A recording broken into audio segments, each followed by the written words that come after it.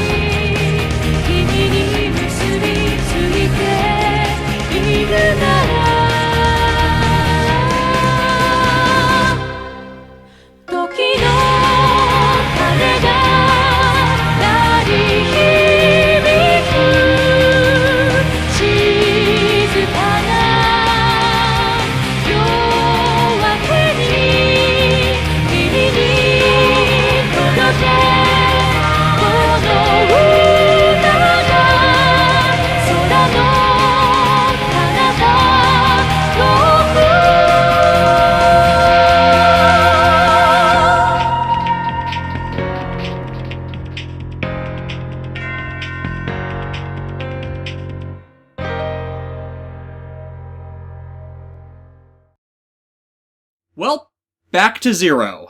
Beginning in 2012 and running until 2015, I originally produced .hack Retrospective, my own personal coverage, take, and walkthrough on the .hack franchise. The series revolving around the MMO game The World, its players, and the changes in culture and life all brought about from people's ability to interact freely with others over the internet.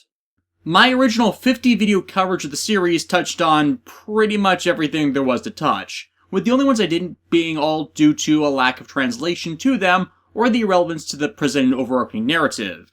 And really, it's only because of the release of Last Recode that I have decided to redo many of the early videos of this retrospective to finally make them all YouTube compatible, which I had not been able to do before due to content ID issues, and frankly, my presentation abilities and quality control in those early videos being complete crap that needed to be redone. Still, this begs the question of, with over 15 years gone by since its beginning, is .hack even relevant anymore? I ask that despite being someone who loves the series because, well, .hack, alongside Serial Experiments Lane and the Mega Man Battle Network franchise, were one of the first to really spend the time to explore this medium of storytelling first inspired by the likes of Tron and Gridman, of looking at life in a virtual or cyberspace environment. We've gotten a lot of series since then that have also looked into people being trapped or more intimately exploring life inside of a digital realm as part of the larger isekai or different worlds subgenre for storytelling that I would argue has most fully been explored by this franchise. And because it has taken so many forms, have utilized so many differing characters, types of motivations, scenarios, and divergent ways to explore such a setting, I would say yes, .hack still retains relevance even to this day for at the very least inspiring these types of stories, especially with how thoroughly it has built its timeline and continuity in comparison to any other series that has tried to do this. One that is distinctly contradicted by certain entries, but hey, a franchise like this, it's inevitable you get a few lame ducks. And because of that, there is inevitably some part of the franchise you will enjoy. It's not like Log Horizon where it's just one journey of the same group of people, nor like Sword Art Online where its protagonist is an empty-shelled audience surrogate devoid of anything meritable as he and the story around him are designed as a wish fulfillment fantasy, or the likes of ReZero or No Game No Life where it plays with gaming logic in the fantasy world scenarios. And you never thought there was a girl online that is more about the contrast one suffers by bringing one's role-playing back into their normal life. Or even Overlord, which acts the opposite and reads more like a Dungeons & Dragons campaign running slipshod on its own in an MMO. If anything, its closest equivalent has been Kamen Rider Xaid, which borrowed immensely plot points regarding crossing the border between the real and virtual, and finding the resultant infections and aberrancies born of that border between the two breaking down. But even in contrast to that, .hack has been from the start exploring in a serious manner how online life and the side effects of technological advancement can have on those in the real world, and how those interactions in this realm impact individuals on both a micro and macroscopic scale. Dot Hack, at its core, is about and celebrates the journey of life, from its conceptive beginnings to its inevitable end, and beginning again as a cycle of rebirth. And that is something no other isekai or gaming-focused series in any way, shape, or form does in the same way Dot Hack has. Even if some other series, Overlord in particular, echo or share similarities with these elements within their own storytelling engines. Even after all this time, Dot Hack remains its own, unique entity that is worthy of attention. At least until the asinine environmental terrorist subplot gets started in the last entries of it. And while these videos will mostly be freshly edited from scratch versions of my prior reviews, I will be adding in new commentary where necessary as, well, a lot has changed in the 7 years since I originally did these videos and thought of new stuff to comment on or make jokes out of.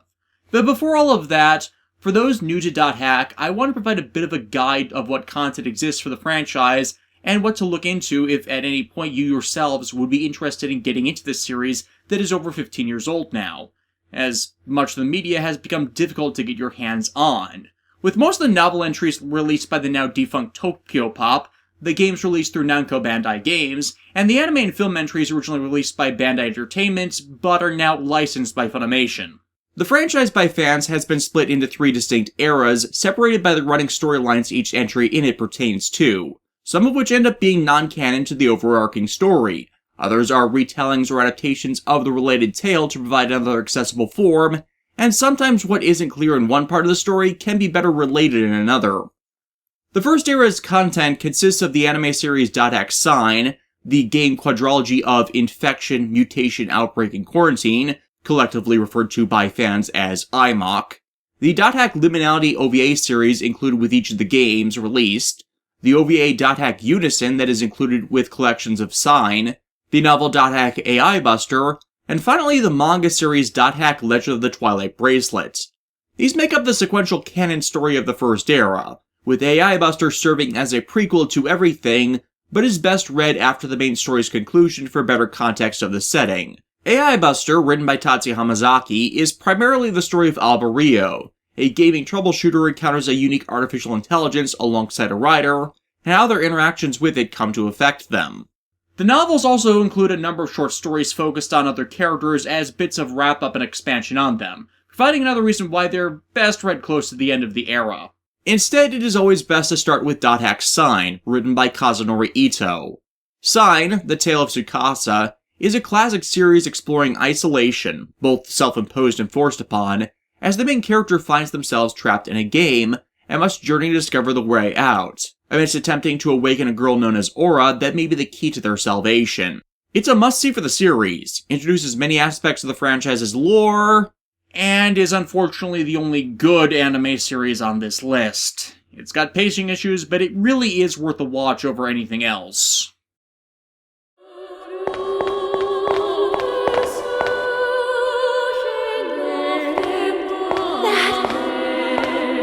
It looks so sad.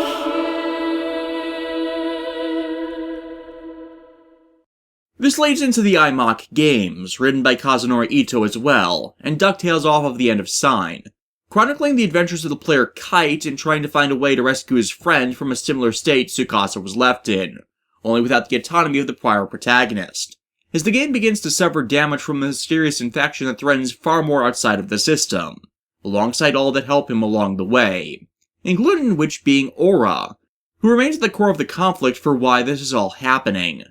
Sadly, due to the age of the games and their scarcity, if you have a PlayStation 2 or backwards compatible PlayStation 3 to play them on, it is a difficult and expensive enterprise to get your hands on copies of them.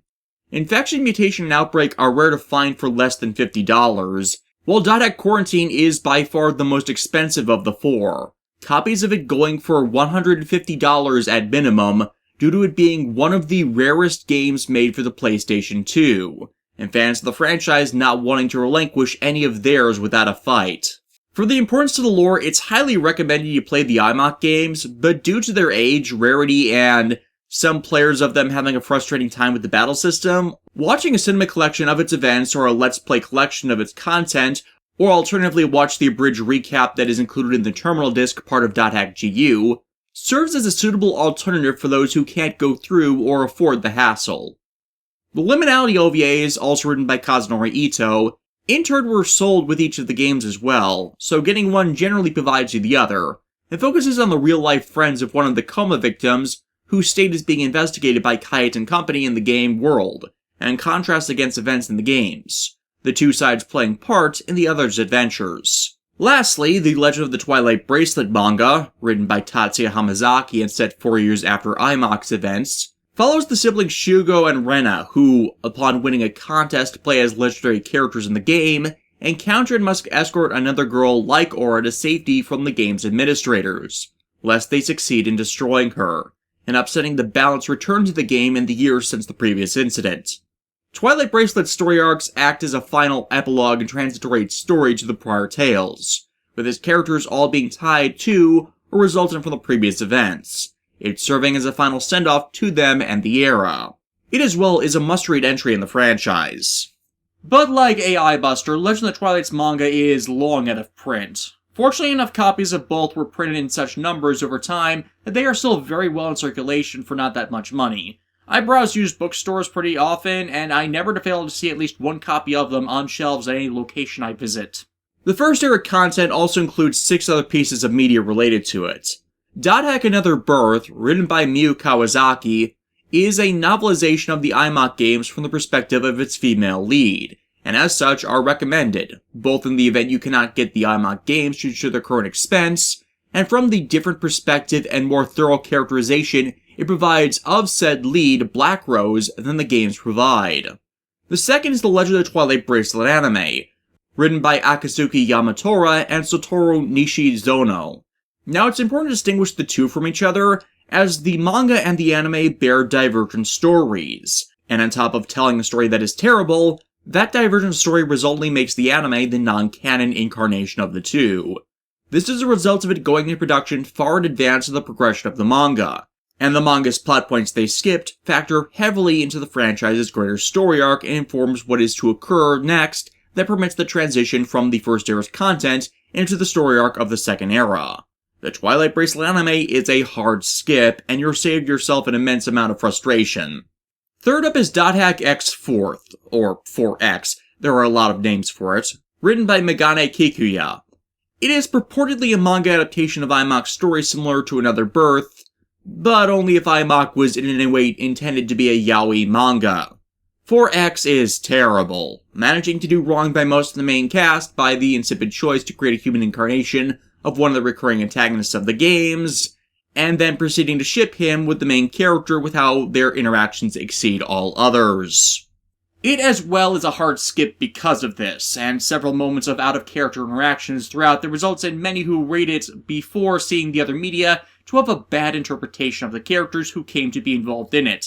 Even if you're more established, tread lightly around it. Fourth is the PS2 game Dot Hack Fragment. Named after a primordial version of the World MMO, Fragment is the IMOC storyline carried out as if it were an actual MMORPG, with the game having live servers for playing the game series in multiplayer.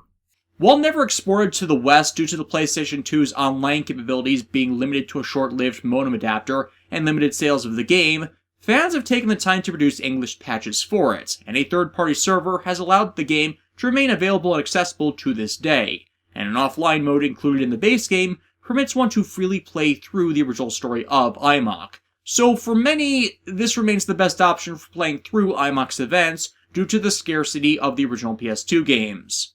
The downside though, nothing is voiced, so you lose out on part of the experience. Gift was a parody OVA, with the cast members showing up in twisted character forms. Some find it funny, but overall it's a skippable video, not helped by it never being released outside of Japan. And lastly is the light novel Dot Hack Zero. Unfortunately, Zero was a late addition to the first era's content, and was cancelled in Japan due to lack of any further interest on that period of the franchise. Thus it never made itself stateside. Set in the time gap between Sign and the IMOC games, it involves two normal players encountering one of the remnants of a character from Sign in a bad situation. But due to the lack of its translation, details about the novel have always been scarce and volatilely inconsistent. To the point that if you caught some of my prior videos on .hack content, you might note that I had no idea where it was actually set when I was writing those videos, as the information about it really did vary that much from source to source for years. They say there used to be a statue of a girl here. A girl? That's right. She was called Aura. I wonder, why'd she disappear? Who knows? Maybe she just lost her interest. Lost hope for this world. This leads into the second era of the .hack franchise, collectively known as the GU era, as all of the media in it relate into one massive story arc, focused around the player character Haseo and the next generation of the game, the World R2, witness a player killer leave a close friend of his comatose, and like in the first era, journeying to find a way to save them and others who have been left incapacitated in this way, but lacking the support and guidance of Aura to permit them a solution to this crisis as she had before. Unlike the first era, this is all used symbolically to convey the meaning and impact of the trauma of witnessing and experiencing death upon one's psyche, and the emotional journey and growth one must go through in getting over a personal loss, especially in the more volatile time of experiencing those complex emotions while being a teenager, with all the mistakes and lessons that entails. GU is known and beloved for its extremely strong and nuanced characterization, and heavily upgraded environments and gameplay that compare to and at times exceed that of games made over a decade after it, and succeeding narratively to do what many stories of comparable nature entirely failed to pull off. Hell, in another video series I did, I kept comparing it to Persona 4 due to the immense number of parallels both GU and that game possess among their casts, voice actors included. The entries of GU consist of the game series .hack GU, once more written by Tatsuya Hamazaki, itself split into the PlayStation 2 games Rebirth, Reminisce, and Redemption, with a special edition of Rebirth originally packaged with a lore primer known as .hack End of the World, also known as the Terminal Disc. The novel .hack Cell, written by Ryu Suzukaze, the short manga .hack Alcor by Konami Amo, the anime series .hack Roots, and the OVA .hack Returner, both of which written by Miyu Kawasaki. The film .hack GU trilogy serves as a hyper-condensed version of the story of the games, with immense diversion in its second half that still represented and crystallized the intentions of the main game's characterization in ways the game didn't have a chance to show. And similar to the first era, GU was also adapted into a novel and manga, both once more written by Tatsuya Hamazaki, which while following the greater plot of the games, diverged significantly once more. While each of these adaptations of the story of GU have their own varying take on the events, ultimately they all abide by the central conflicts that bring about the greater story's resolution, with all of them being very consistent on the presented characterization of the cast and their varying motivations and interactions. Cell and Alcor, however, are not focused on Haseo and his story, but play into it from the perspective of two supporting characters. In Cell's case, it is Midori, a player existing both within and outside of the world independently, and Alcor, a player named Nanase, having fun with some of the game's other supporting characters before they had a chance to meet Haseo. GU at the moment is also the most accessible game entry in the franchise, with the original 3 games and the Terminal Disc all being collected and remastered in 2017 into .hack GU Last Recode. It is a must-buy for anyone remotely interested in the franchise, is considered by CyberConnect to be the best story their company has told, and this set is also the only way to experience the newer released and specially made for the collection 4th volume and epilogue to the story, Reconnection. Reconnection also led to an audio drama extension to the story as well, called Innocent Call, which bridged the end of Redemption and the beginning of Reconnection. While the audio drama was Japanese exclusive, it has been translated by a few sources, and is currently available from the fan translators at .hack Translate. Like before, Trilogy, the GU novels, and the manga GU Plus are not canon to the whole story, and are unnecessary to track down, but do inform aspects of it the main games didn't always spend the most time on, so pretty much everything in this era gets a high recommendation for me to play, view, and read, except for 2. Roots and Returner. Here's the thing about Roots and Returner. While purportedly serving as the prequel and epilogue to GU's story like Sign and Unison did for the IMOC games, they end up wildly in conflict with not just the games, but all of the other GU media, and does not conform to what is showcased to occur, as their story doesn't focus on who it's supposed to be. The characterization for the cast members for the greater story are in contradiction to how they are presented in all of the other media of it, to the point of such serving as outright character assassination against the merits presented of them elsewhere, and events spoken of down the line differ in their presentation wildly. Hell, events that were supposed to be part of it, which were meant to inform later actions and were called back to in the game series, never actually occur or are depicted in Roots itself.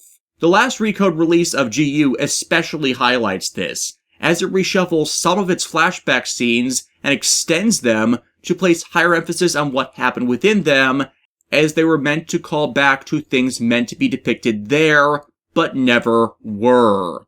Because Roots decided to spend the grand bulk of its time focused on this character, who has no actual story within Roots itself, and has no actual story in GU either. This ends up an entire waste of your time to even bother watching. While Roots supposedly is meant to be canon, it is so severely at odds with the story of GU that it literally can't be without severely damaging the rest of the story told beyond repair. When the franchise was imported to the West, Roots alone did a lot of harm in making people uninterested in following the story anymore. And it is so bad, I personally consider it to be the absolute worst entry in the franchise because of that, and a case study of how not to do prequel events. Now, not everyone agrees with this perspective on Roots. I'm very clear in my distaste for it, as are many others, and my reviews of the GU era onwards content already on YouTube more highlight its various issues and failings. But if you feel the need to seek it out, like the other anime, it is available currently from Funimation. But I would suggest you play completely through the story of GU Volume 1 Rebirth and GU Volume 2 Reminisce before doing so. Roots' later episodes spoil several mysteries and arcs laid out through the first 2 volumes of the story, and to the detriment of them. So by viewing it later, you enter such without spoilers and approach the anime with a firmer grounding of who the characters are and how they were supposed to be depicted, which better highlights the contrast Roots supplies and leaves you less hostile to the greater story, as Roots has ultimately come to be seen as the franchise killer for Western interest in the brand. In this case, though, it is similar to some people's preference to watch Star Wars Episodes 1 through 3 between their watching of Episodes 5 and 6, as it can be viewed as a flashback arc interrupting the progression of the story, but done in a way that does not spoil or damage any of the revelations or stronger material to come, which the earlier produced Episodes 4 and 5 needed to have meaningful impact. GU in its relation to Roots acts in much the same way. While not technically part of the GU era content, around that time CyberConnect did also release a collection of short comedy strips and chapters that were collected into the .hack 4 Coma manga. It as well comes highly recommended.